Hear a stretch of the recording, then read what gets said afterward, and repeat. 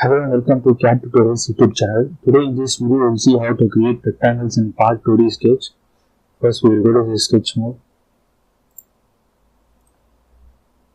and then click this sketch view. Okay, there are 4 types of rectangles: corner rectangle, slanted rectangle, center rectangle and parallelogram. First one is corner rectangle.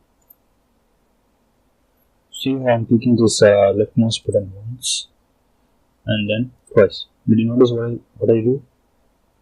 I just click the starting point at this one end and then the ending point at the other end of the rectangle. That is, I mark both ends of the diagonal. And then this will create a rectangle here. This is corner rectangle. After I click this middlemost button, you can see all those dimensions are being appeared here. You can also edit this distance of this rectangle from this axis. You see it has changed. Okay, now let's go to the next type of rectangle. If you want to delete any part of this rectangle, just select that and then press the delete key. And then now this slanted rectangle. To use the slanted rectangle, you just need to click the leftmost button on first one end of a side and the other end of a side, and the next one give this inclination. Okay, what I do first, I just click this end and the other end of this side, and then I move my mouse along this line and then click this final end. So 1, 2 and 3. Okay, this is how you created this slanted rectangle. And next one is center rectangle.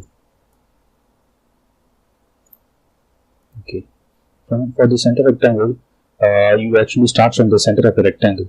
Just click this leftmost button here and then now drag it to one side of the diagonal. See, you actually click the center point and then dragged along this way to one end, and all 4 sides were completed.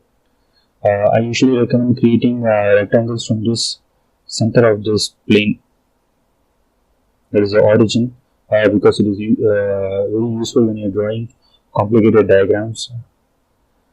See here, that's how you create it.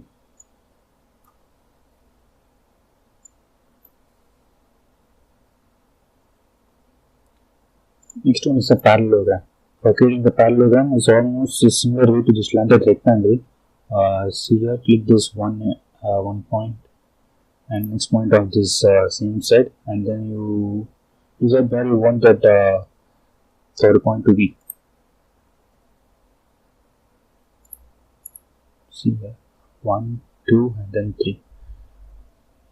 See, I said parallelogram is actually similar to that of slanted line, but what you can't do with the slanted line is you click these 2 points and then for the third point you must actually go along the same line. You can't move the inclined way as how you did with the parallelogram, and that's where the difference between this slanted rectangle and then the parallelogram. So that's it for this video. Thank you.